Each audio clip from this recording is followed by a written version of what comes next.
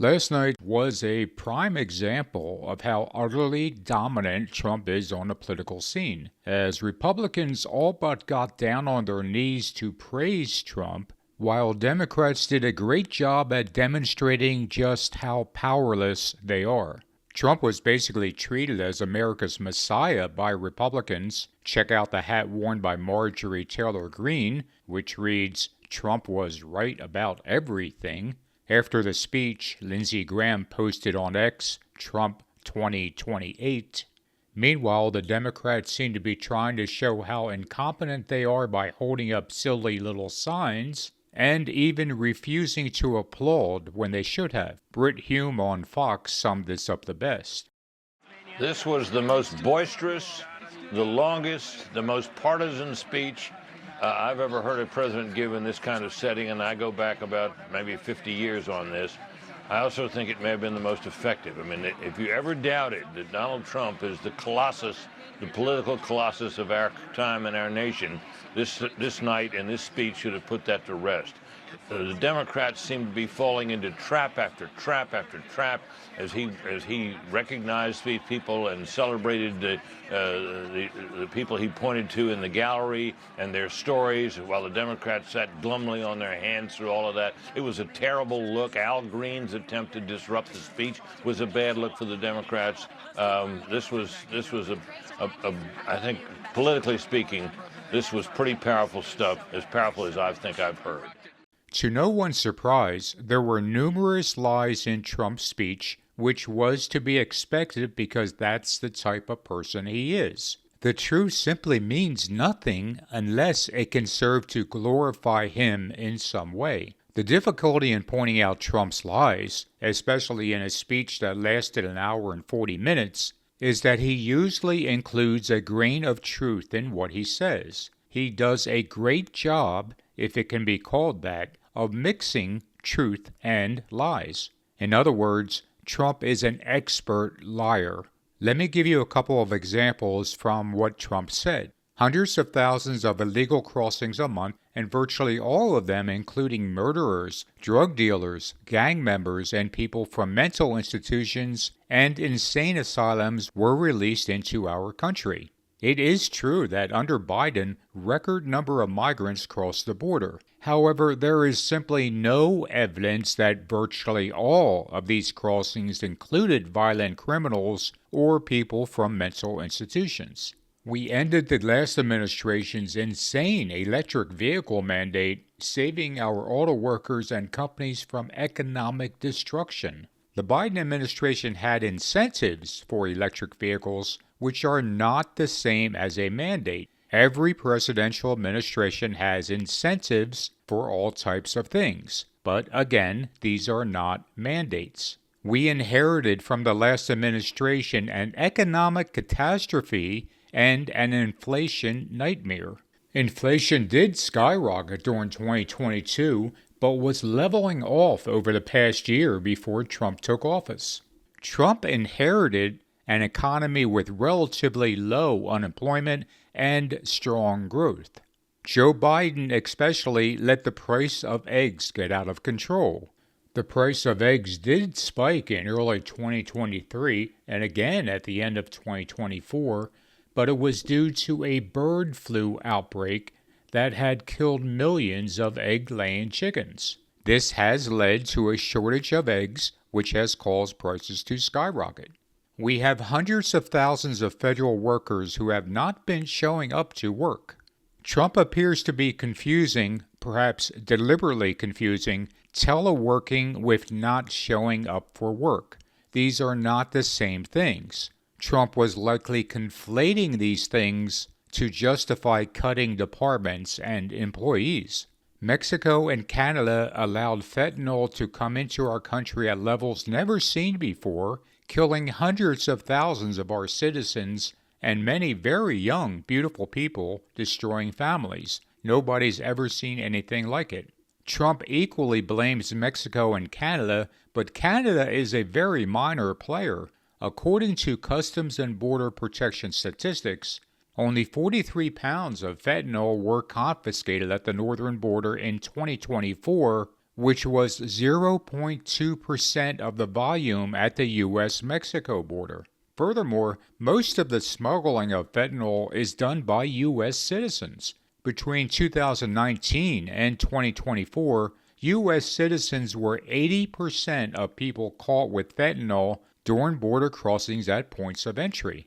Between 2015 and 2024, 92% of fentanyl seizures actually occurred at legal crossing points or interior vehicle checkpoints, not at illegal migration routes. Europe has sadly spent more money buying Russian oil and gas than they have spent on defending Ukraine, by far. Trump is referring to a study that found the European Union in 2024 spent more on Russian fossil fuels than financial aid for Ukraine, but he is misrepresenting what the study was about. The figures quoted in the study were only concerning financial aid and did not include military or humanitarian contributions. Overall, European spending on Ukraine greatly exceeded spending on Russian gas and oil. Another statement of Trump's was about Social Security, and I'm going to let him say this on his own because it's such a mishmash of half-truths and utter nonsense. Believe it or not, government databases list 4.7 million Social Security members from people aged 100 to 109 years old. It lists 3.6 million people from ages 110 to 119. I don't know any of them. I know some people that are rather elderly, but not quite that elderly. 3.47 million people from ages 120 to 129. 3.9 million people from ages 130 to 139. 3.5 million people from ages 140 to 149. 1.3 million people from ages 150 to 159, and over 130,000 people, according to the Social Security databases, are age over 160 years old. To finish, 1,039 people between the ages of 220 and 229, one person between the age of 240 and 249, and one person is listed at 360 years of age. More than 100 years older than our country.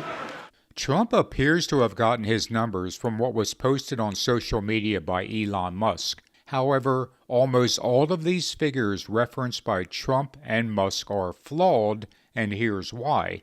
Numerous media outlets have shown that the numbers being cited by Trump and Musk stem from a coding issue, not a reference to people actually being that old. This claim by Trump has been widely debunked.